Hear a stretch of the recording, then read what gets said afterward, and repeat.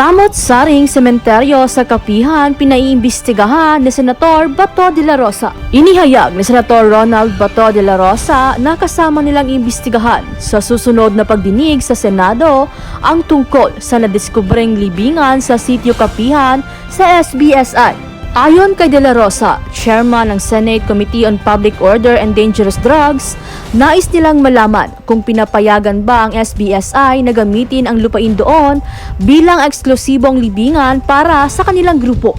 Pinagtataka din ni De La Rosa kung bakit pawang mga bata ang nakalibing sa naturang sementeryo. Ayon pa kay De La Rosa, inatasan niya ang NBI na imbestigahan kung bakit puro bata ang umano'y nakalibing doon. Ang kapatid ko po is minor po. 12 years old po siya. Running 13 po yung ikinasal siya ni Senior Aguila. Ako mismo witness kasi ako yung kasi yung seremonya para pong kasal, inilalakad yung babae patungo sa lalaki. Tapos naghihintay sa dulo si Senior Aguila. Yun pong mangyayari sa seremonya. Tapos ako po yung sa kabila, sa kapatid ko. Tapos ang kabila ko po yung parents ko. Yung mother ko. Tapos nung hindi siya nagpagalaw ng husband niya, kasi may gusto siyang ibang lalaki, tapos hindi yun ang ibinigay ni Senior Aguila. Ibang lalaking ibinigay sa kanya, tapos hindi niya kilala. Tapos hindi siya nagpagalaw sa kanyang husband na ibinigay ni Senior. Pinatawag siya, pinaulit-ulit siyang pinatawag, pinapagalitan ni Janet at ni Rosalie Ahok po. Asani ko, paulit-ulit siyang pinapagalitan. Tapos pagdating niya sa bahay, iiyak siya. Sabi niya, ayokong gawin yun kasi hindi ko yung mahal yung tao na may pilitan lang ako. Tapos yung mother ko po iyak ng iyak. Tapos nangyari yung lahat na ikinasal ni Senior Aguila na minors po, binalabas sa gate. Yung malaking gate namin po, nung unang gate po namin, hindi na ngayon na gate po. Tapos malaki po yung pader, hindi namin makikita yung mga bata kapag hindi kami lalabas. Tapos gaganon po sila, kakalampagin po nila yung gate na papasukin nyo kami kasi gabi at umuulan. Lahat ng bata po minus nandun sa labas. Saksi po ako kasi yung mother ko hindi yan niya makayanan pumunta sa labas kasi high blood po siya. Tapos sabi ng mother ko, puntahan mo yung kapatid mo kasi nakakaawa. Tapos pumunta po yung sasakyan ni Senior, sabi niya, patatawarin ko kayo kapag mula sa gate, luluhod kayo papunta sa bahay ko. Tapos magpapromise kayo na magpapagalaw na kayo sa asawa niyo. Kaya po yung nangyari, inopen po yung gate, lahat ng minors, napakarami po nila ma'am. Pinagluluhod po sila, luhod, ang dami po nila ma'am. Nagluhod po sila, tapos yung pong daan is lubak-lubak po, mabato po kasi hindi po simentado. Pumunta po sila doon sa bahay ni Senior Aguila, nagsasabi sila, Senior, hindi na kami uuli, papayag na kami sasabihin nyo, magpapagalaw na kami. Kaya yung nangyari ma'am, nabuntis yung kapatid ko. 2 beses po siya ang buntis, tapos nag-miscarriage po siya. Nung pangalawang miscarriage po niya ay mantik na siyang mamatay. Na-admit po siya sa aming ospital po. May ospital po kami doon na ang nangangasiwa ay si Senior Aguila po. How old yung kwan mo? How old yung kapatid mo? 12 po, sir. Sana siya ngayon? Nandun po sa Kapihan. Kapihan? Yes po. Nung una gusto niyang bumaba. Nung bumaba na ako, sir, sabi ko, ate, wag ka munang bumaba kasi may sakit yung father namin, sir. Wala nang mag-aasikaso sa father natin kapag Senior Aguila, bakit gustong-gusto mong mag-sex yung mag-asawa? Bata, 12 years old, pipilitin mo makipag-sex sa lalaki na hindi niya kagustuhan. Kinasal mo na, pagkatapos sisiguruhin mo pa na sila mag-sex. Kung hindi mag-sex, pinapaanis mo yung bata. Hindi po yan totoo, sir. Ha? Hindi po yan totoo, Your Honor. Puro ka lang hindi totoo. Hindi Ano bang po yan. totoo sa'yo? Hindi ko po magagawa. Ha? Sigurado ka? Opo. Kasi I don't find it, wala akong nakitang rational behind. Bakit gustong-gusto mong mag-sex sila? Ha? Kinasal mo na nga silang sa pilitan, pagkatapos, pinapalua po pa na mag-sex. That's too much intrusion Hindi po yan into totoo, sir. into their personal Hindi po yan lives. totoo, sir. Kahit tanungin natin yung kanyang kapatid kapatid. Nasaan yung kapatid niya? Nasa kapihat po. Nasa kapihan. Opo. Pwede mo papuntahin dito bukas. Wala akong budget po para... O ako magpamasahe. Opo. Papuntahin dito bukas. Opo. Kaya mo? Opo. Kumsek. Kunin yung pangalan nung... Yung kahit yung kanyang ina. Mr. Chair, please, Mr. Kilario, tigilin niyo ang pagturo ng daliri niyo sa Sorry mga po. witnesses natin. Sorry po. wala. Sorry po. Wala. Opo. Sige. Dili man siya katahas, sir, o gaya dyan nanay. Ha? Ay apel sir, o gaya dyan nanay, sir, kasama para maimbestigahan. Excuse me, sir.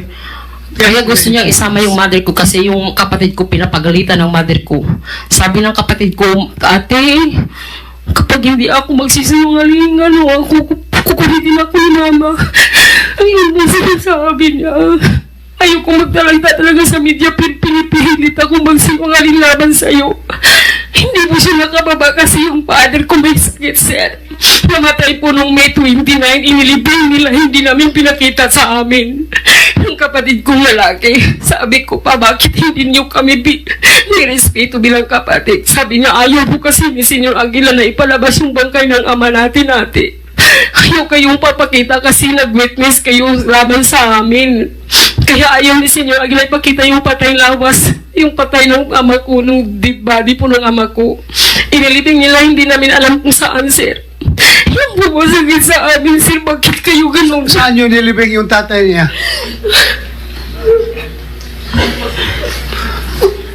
Saan yung nilibing?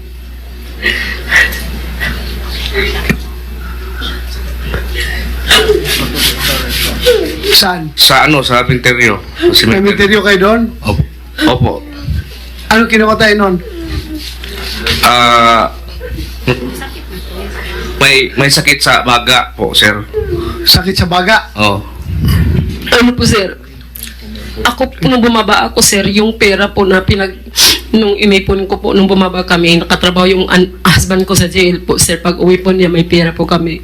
Kasi gusto ng husband ko na magprenda kami ng mag-opa kami ng bahay kasi yung bahay namin ibininta at yung 40% ibinigay namin ni Senyor Aguila kasi yung pong utos niya para mapakinabangan namin yung bahay kasi lulubog na po ang mundo.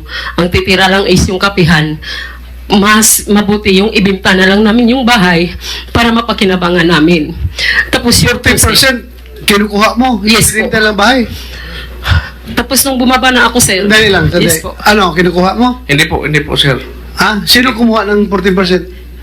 Sa kanya po mismo. Yung mismong mother ko po, nagbigay din nung ibininta yung lupa namin sa Nueva Estrella po. Binigyan siya po mismo kaharap ng mama ko. Binigay yung 50,000 po. At Mr. tapos Chair. yung po, ma'am, nung bumaba ako, sinabihin ko yung father ko na gusto mo bang magpagamot? Sabi niya, gusto ko talaga. Kasi matagal akong naging mag-isang anak. Kasi nasundan ako ng kapatid ko, si third year college na po, sir. So yung kapatid ko po talaga wish come true ko po na magkapatid ako ng babae. Tapos nung bumaba ako, sabi ko sa father ko, close talaga kami, sir. Alam ng mother namin na nagtabla kong kapatid na lalaki na mahal naman yung father namin kasi mabait po siya kahit kailan hindi kami sinigawan o ano po. Kaya nung sabi niya gusto ko magpa-opera na may pera ka ba dyan, kababago mo lang bumaba. Tapos ko, gagawin natin yan ng paraan. Hanap ako ng pera, makapagamot ka lang. Tapos kinausap ko yung doktor namin doon, si Dok Dimao na, pwede bumang tulungan kami. Sabi niya, sagutin ko lahat ng sa hospital. Yung konsumo na lang po, daw pong namin. Tapos kinausap ko yung kapatid ko na katandang kapatid na, Kuya, magpaalam ka kay Senyor Aguila na ibaba mo si tatay. Tapos i-admit natin sa Caraga Regional Hospital. Sabi niya, ayaw ni Senyor Aguilang pumayag kasi magtatagal sa hospital daw, baka magwa 1 week o 2 weeks. Siya na lang daw ang gagamot ng ama ko. Kaya yun pong kanasasakit sa akin kasi hindi nila pinaalam sa amin na naghirap na pala yung ama ko, sir. Namatay na pala. Yun po. Mr. Chair. Yeah, but before Senator Risa, I would Yes, like to Chair. acknowledge the presence of Senator Tolentino. Thank you, Your Honor, for joining us. So, go ahead, Senator Risa. Salamat kaayo, Mr. Chair. Mr. Kilario, saan po nilibing yung ama ni na Lovely? Sa ano po, sa sementeryo po. Aling sementeryo po? Sa kapihan po, sir. Ma'am Risa. Sa Kapihan? Oh. Saan po yung death certificate nila? Nasa iyang, iyang mama. Mama ni Lovely. Nandun sa kapihan. Dalhin nyo po bukas. Or Opo, dalhin nyo yung Opo, ready po kami. death certificate na yun. Opo. Sorry po. Yes, yung daliri po ninyo, Mr. Kilario. Sorry po. Ang tindi na ng pinagdusahan ng pamilyang ito at ng lahat Opo. ng mga pamilya ng mga batang ito. Please, wag nyo silang Opo. ituturo. Yung kanyang sinasabi po na hindi pinahospital po. Kahit pa tanungin nyo yung kanyang nanay po. Huwag kang magsinungaling kasi ako yung nagpa-hospital ng father ko. Nasa Miss akin po. Lovely, Lovely. sagot na lang. Nasa akin po, Mr. sir. Chair lang po. Sorry Dito po. ka sa akin. Nasa akin po, sir. Sige, ano yung sinasabi mo? Ako po yung nagpa-hospital sa kanya. Kasi na one time po, nagsinungaling yung mother ko na magpapalo up po siya ng pension niya po. Kaya sabi niya, hindi po pwedeng iwan yung father ko kasi may sakit na. So, isinama niya pababa. Pero ang inside po dun is, pinagamot ko yung papa po ko, pina-check up ko sa health specialist po. Pinatingnan ko yung puso niya, yung baga niya. Kasi yung dati, na-operahan siya sa baga niya, sir. Tapos yung baga niya pinatignan namin. Tapos yung findings ng doktor po is may po siya, tumor sa baga po. Tapos yung dalawang baga niya is po, infected na. Kaya mahirap man siyang maghinga po. Kaya ang advice mo ng doktor is i-admit ng karaga. Tapos pagkabukas po, pinuntahan sila ng black van ni Senyor Aguila, tapos kinuha yung ama ko, ibanilig sa kapihan.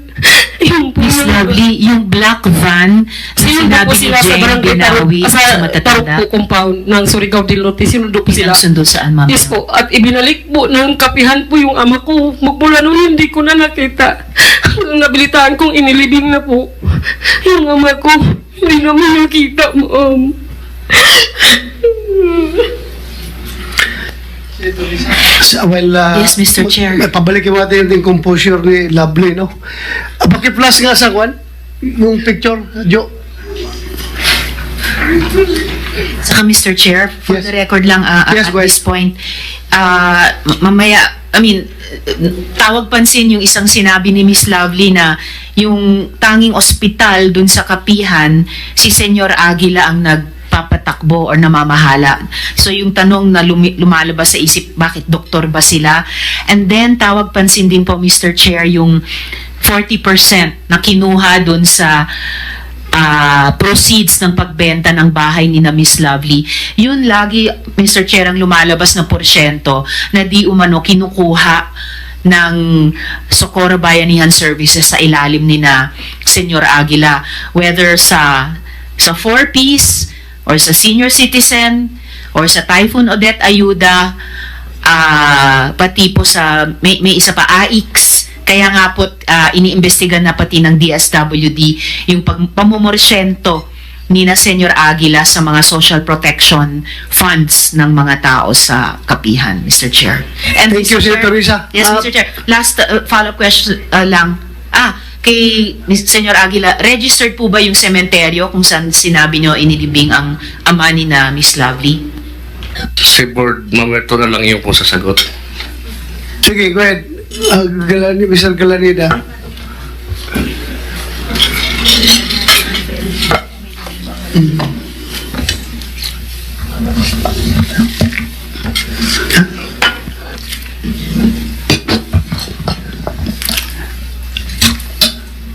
Good afternoon, Mr. Chair, and good afternoon, Senator Hontiveros, and those in attendance. Again, good afternoon.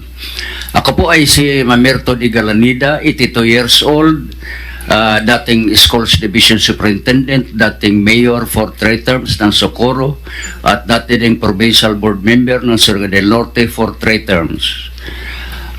I'd like first, Mr. Chair, I'd like to say that when Bayanihan Services was organized in 1980, I was the secretary until 2021.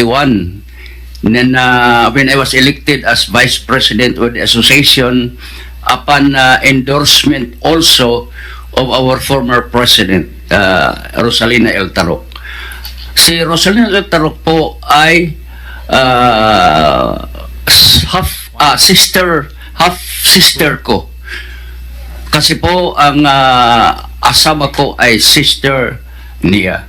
Kaya po payag akong si 1980 until 2020 ako po ang naging secretary, so I know the ups and downs of the association. I have the records and all other things that the association went through.